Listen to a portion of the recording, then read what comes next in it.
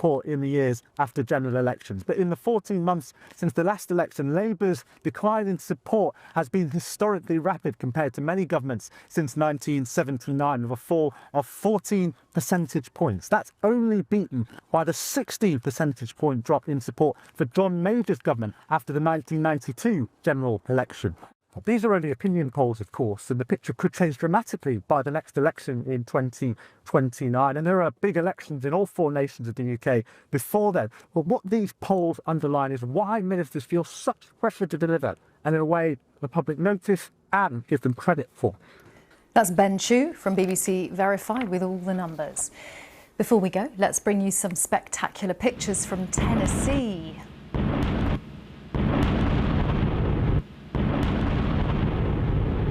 This is the cooling tower at the cancelled Hartsville nuclear plant, brought crashing to the ground in just 10 seconds in a planned implosion.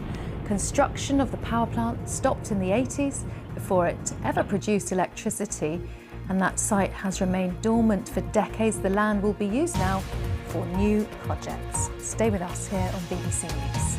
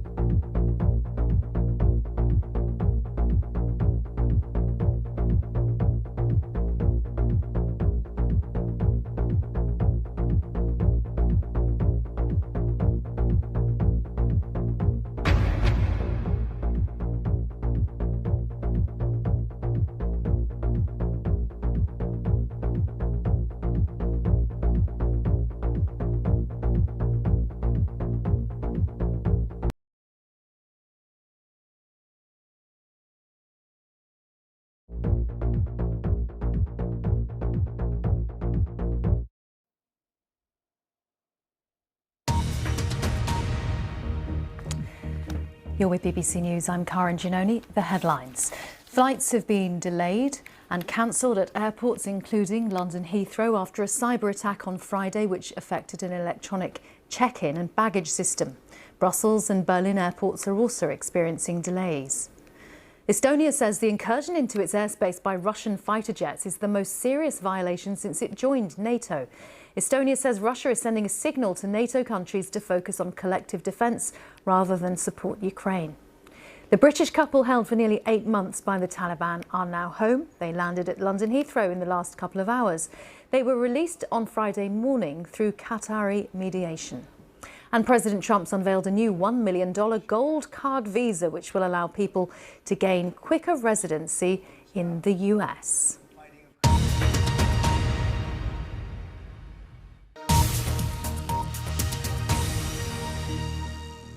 Now on BBC News, facing unprecedented penalty points and internal turmoil, Team Germany fights to prove their worth on home waters, discovering that victory is as much about the journey as it is finishing first. Racing on the Edge. Racing on the Edge in association with Rolex.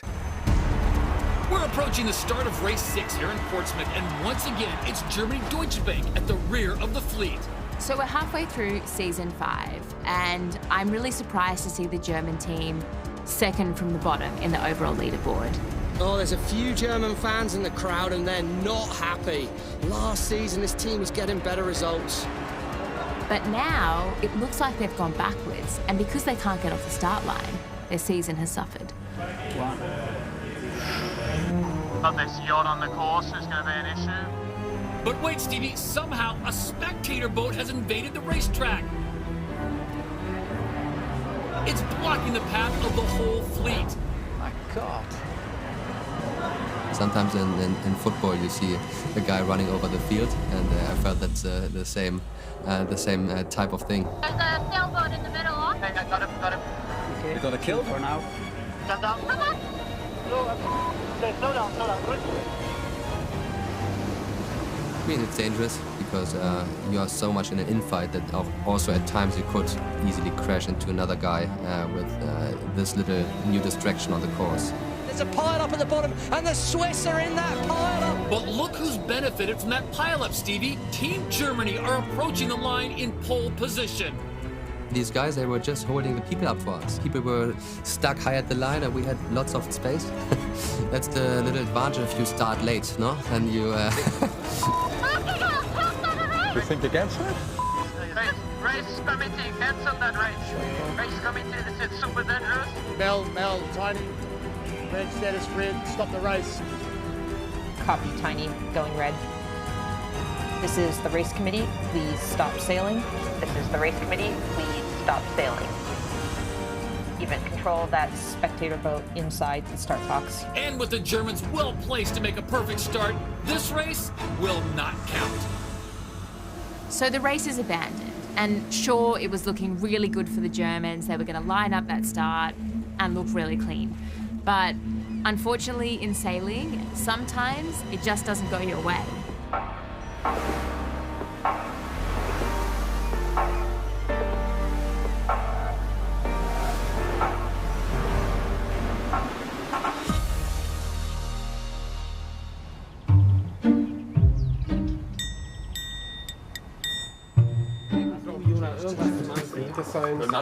Nice to meet you. Did you get some coffee from this guy? Here we go. The bank. Wow, look at that. Amazing. We need to find smart ways of being better than the others, because my feeling is not, we're not progressing. My feeling is just everyone is progressing, and the question is who's the quickest right now. We can start with switch sailing, I think. If there's good breeze, I think this would be the first call, then on the boat. What we're just testing, will we put a tablet on there or? Yeah. No, and then what we need to get ready is the whole switch digital stuff. We need to test some things, but that I will do with the... And we should organize Monday a little bit. I called already for a pizza oven for tonight, to have that ready, kind of. My mother is baking already, yeah. And I need to prepare the sauce. We are probably not the normal kind of driver. And they have here They have to be out at the same time now. That's what's dangerous. But a special kind, in a good way, I think. He is one of the smartest guys I know. He has so many things going on in his life. He has projects like buying a farm. Funny is they're always curious, no? Yeah. They're really curious. Like training to be a doctor. A little mix, no? Some anatomy stuff is here, but it's not a huge collection. He is unbelievably talented at sport. He's like fully committed to stuff he loves. So he loves like doing little projects or bigger projects on the ranch. He loves sailing. He loves taking care of people he likes and do everything still perfectly.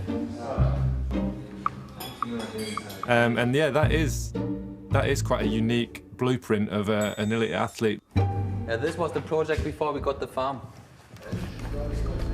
In general, I really enjoy the challenge at the projects. Back in the days, the first Olympic campaign, it was like, you're opening a box and it shows you so many areas you have to develop in. Then I started medicine, opened a box, huge box of new topics, and like it was firing and I really enjoyed it. Yeah, then we started the project here on the farm, and that was another dimension of thousands of things, opening another box. How big is the box of sailing GP? Exactly, that was the next box. We are halfway through season 5, and ever since that massive penalty in Sydney, Australia, it seems like the German team have had some sort of mental block. Yeah, I mean, they're co-owned by Formula 1 world champion Sebastian Vettel, and you've got to think he's able to offer some really pretty good support to Eric Heil right now.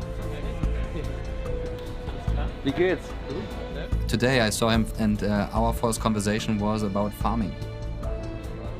He's not only interested in the business or in one dimension of a person, he's really keen to understand the whole personality.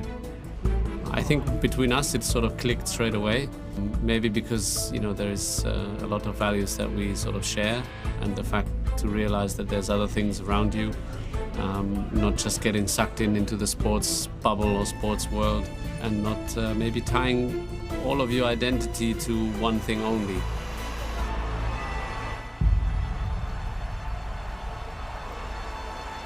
So we're back in Portsmouth.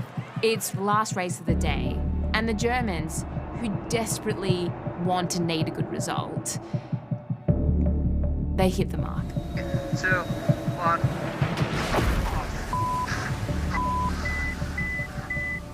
Oh, we're on the chain, guys. Off. Down the road, yeah. Don't pull it down. We need to knife it, was it so off? We're off rough. Hey, they're checking the marks, that's brilliant. Oh, and that's the end of the Grand Prix for the Germans. The season points remain at 0. That's 52 points behind the current championship leader, Spain.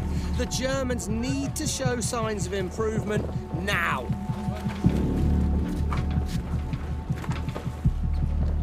I'm a very neutral guy. I never really freaked out in my sailing career, because it doesn't help you in the first place. I mean, it's just a moment. It's just a picture of where you are now. It's not what you are in the future.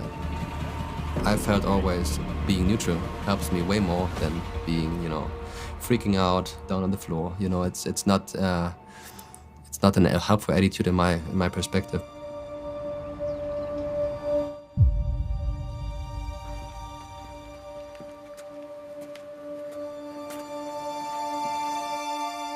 But it seems that you have really not talked often enough about what's your plan as a team going forward. Originally, it was planned as a half-year review, but then it developed into a meeting, I think, where people needed to get things out of their system. Everyone knows, we are in a serious situation and we need to focus. To me, it's also a lot about confidence. Like, if we did the sim, that would still give us a lot of confidence, like we did something that's in our control. When we all came to the team, I think it was like, Vettel owns this team. It's going to be like all in to win races, and possibly we lost that feeling along the way. Well, we've got 2, practice race starts, 2. We've got half an hour of training before. I mean, how on earth do you improve starting by the next Saturday race day, I'm not like pointing fingers at anyone here at management or whatever, that you're not doing this or you're giving me a hard time. It's an open discussion, so I'm just saying my thoughts. We as a team, with the management and all the people around, we are all here for winning.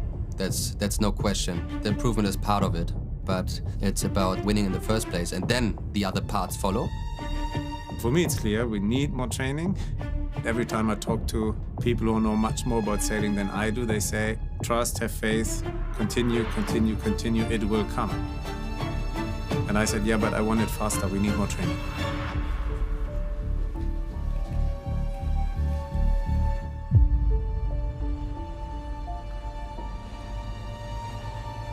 The team's in Kiel, they're in Eric Isle's hometown, and the coaches have come up with something super top secret. And we went through the course and said which info is needed, what can be bigger. And we needed to find a way of training and simulating. So we added the digital wing screen, the tactical software that we have on these SailGP boats. We added them to those little boats. I'll make a screen recording on you, on Eric. Yeah. Would you start the screen recording with you as well? Try to respect the boundaries. Do you see the boundary? We're gonna do it again.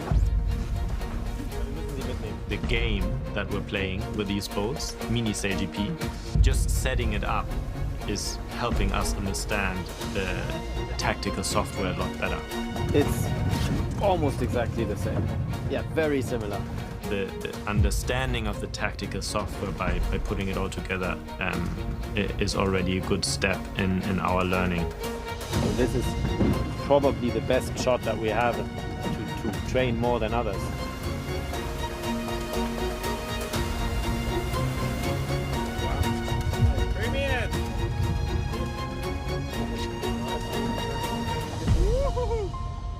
Yeah, we finally managed the first start of the day. It's 5 o'clock. I'm amazed how similar it is. Look at him for the crowd. Good data. Then you have to lock it, huh? This switch training, it's super innovative, but the real question is, will it help them in SailGP? Because getting a good start is everything in this racing.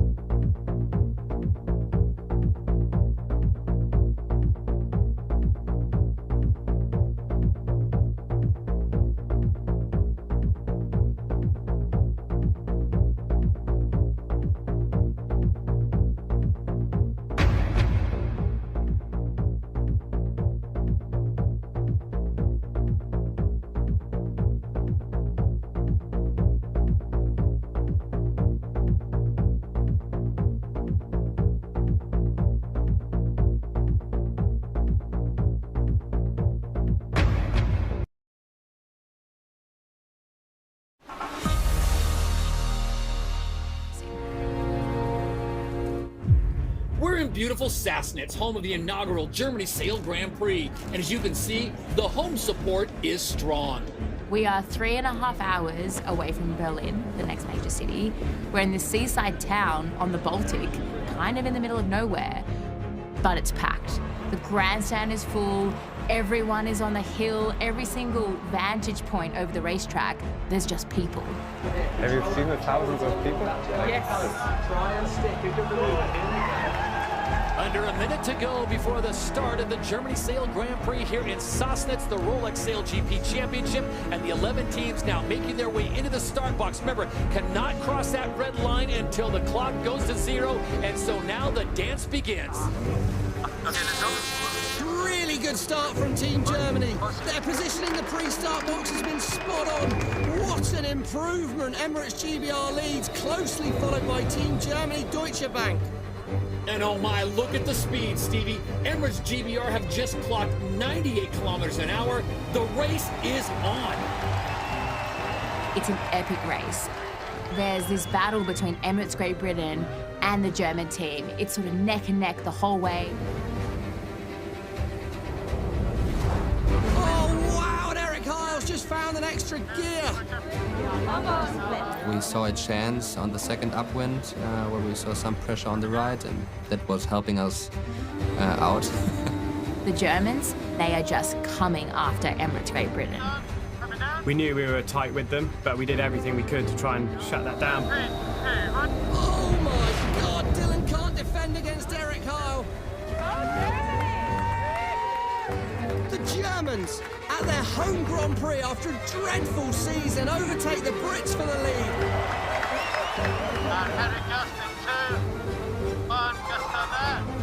The finish line's inside. Germany Deutsche Bank just need to hold on to their lead. Oh my! The grandstand, you can see everyone's holding their breath. It's so close. It's their home team and they're willing them to win the race.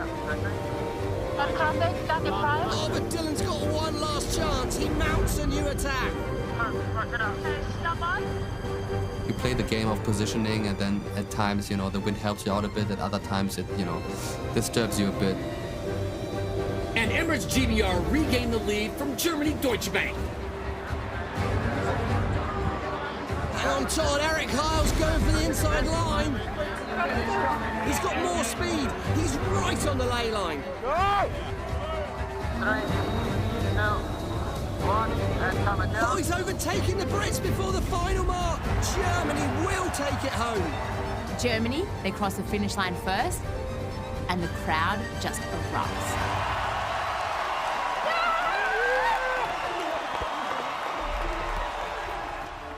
It's day 2 of the Germany Sail Grand Prix, and after a superb first day, the home team, Germany Deutsche Bank, is within touching distance of their first ever event final. Just 3 tough fleet races stand in their way. Hyped. Race Day 2 is all on. Traumhafte Bedingungen. Let's rock and roll. Oh, the Germans are going to face a new challenge. Yesterday, that small boat training, valuable in the consistent windy conditions, will have helped. But today, with the wind speed constantly rising and falling, I've got a fear that their training's no longer going to give them an edge.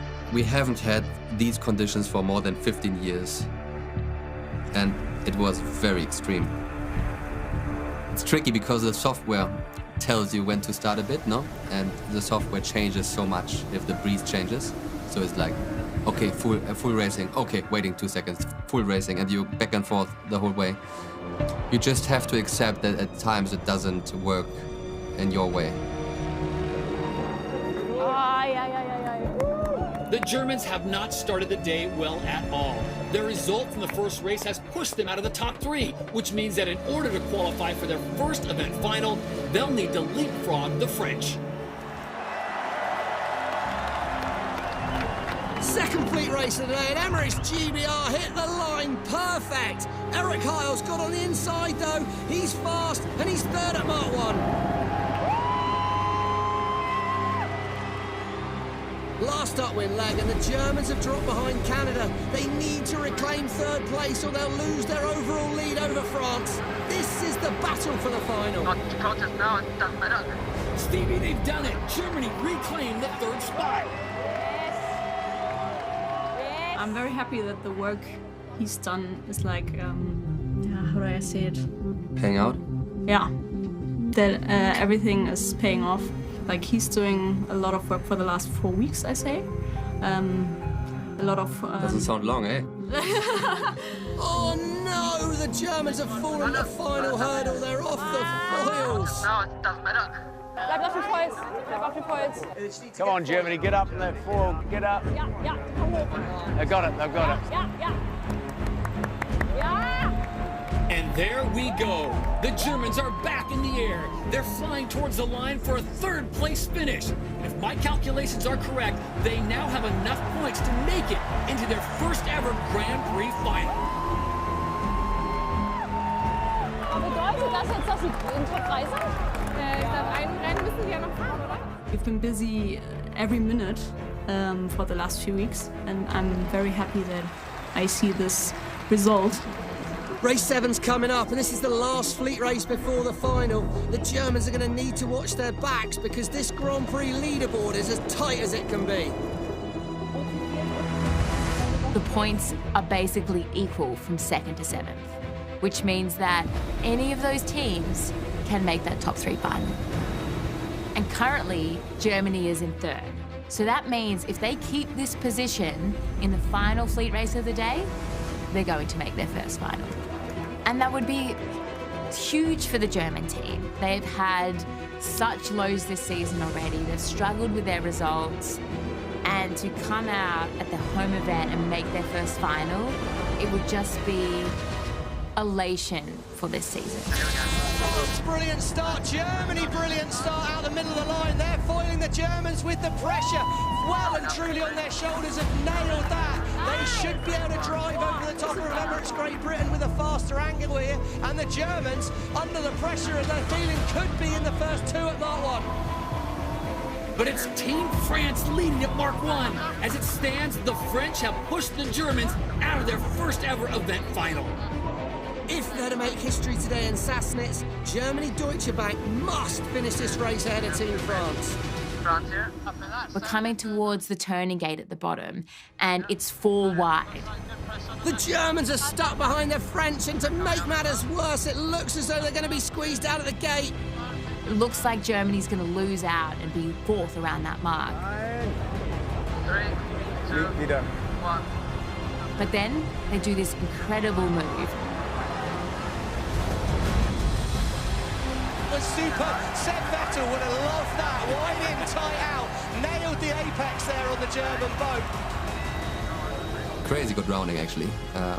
We were rounding up, managing the inside, being in a good position after the rounding. What they did is quite difficult to do. Almost slow down a little bit and then do a sharp turn up the inside. And whenever you have the inside line, you start to gain control of the race. And oh my, it looks like the Germans are going to overtake France. Yep, very nice. And they've done it. Germany moves up to 3rd. Right now, they're in the final. All they have to do now is hold this position and they will make history. I thought after the tag, we're gone again. But then pressure from the right was hitting, and they were like, shh. The French team, they get the perfect bit of wind. It shifts so that they sail straight up the course, have to do less maneuvers, and secure their spot in the final. The Germans finishing it down in 8th. They just miss out on that opportunity, but for a moment there, they had the fans really believing that it was possible as they were going to make their first event final on home waters. It would have been a great moment not to be. Yeah, but a great weekend for the Germans, Todd. Great weekend overall. In sports, you're trying to achieve a certain goal, you're trying to win, or you have certain objectives. And it can be very powerful, it gives you a lot of emotions.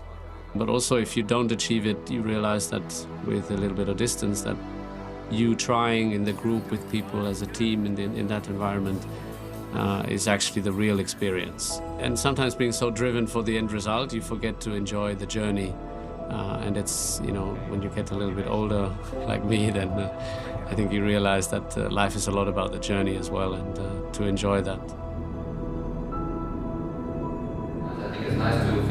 I feel pain for the team not to, get the result straight away, but it doesn't hurt personally a lot. I don't really enjoy, the glory. This is something, you wouldn't see me celebrating endless. This is not my personality in general. I like to be good at things. SailGP taught me to reduce what we can reduce in other areas. Because, you know, the open box of SailGP is just so big. It's a huge task, a cool mission, a cool project, and something really great to achieve if you manage well.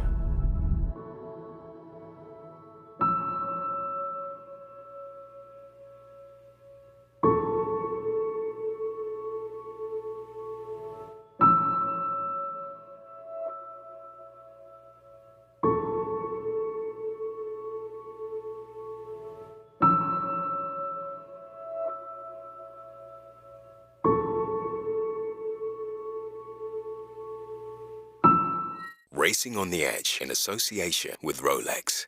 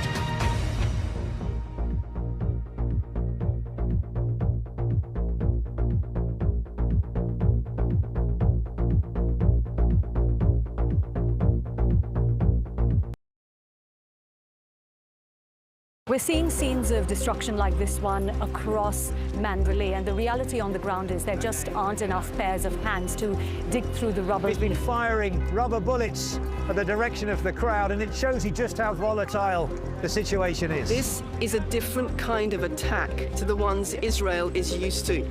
Its Prime Minister wanted to attack Iran while it was weak, but it's still strong enough to inflict real damage. Thousands of people have come here to the center of Seoul this evening. They have come to celebrate the newly elected president, Lee Jae-myung. Given the scale of the attacks we've seen over the past 48 hours, it doesn't feel like we're in ceasefire territory. There, when the story breaks, BBC News.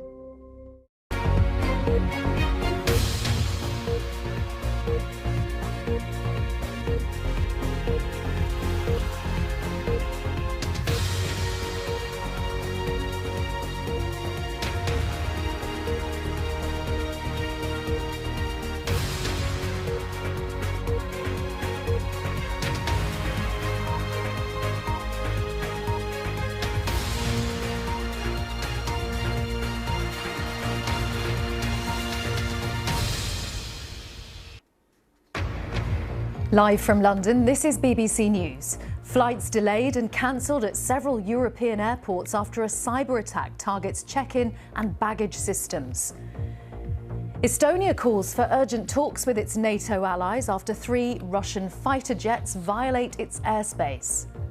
The elderly British couple held for months by the Taliban are now home. They landed at London Heathrow Airport this afternoon.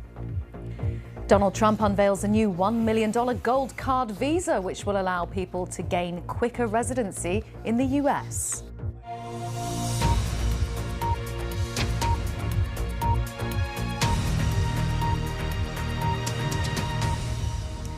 Hello, I'm Karen Giannoni. Flights have been delayed and cancelled at airports including London Heathrow after a cyber attack on Friday which affected an electronic check-in and baggage system. Brussels and Berlin airports are also experiencing delays. The company which runs the system says a number of airports have had to move to manual check-in operations. Heathrow's advising passengers to allow extra travel time. I've been speaking to Peter Tennant. He was hoping to travel back to the UK from Berlin Airport, but he's still there now and none the wiser about what happens next. I have no idea really what's happening. I arrived, it must be something like 5 or 6 hours ago.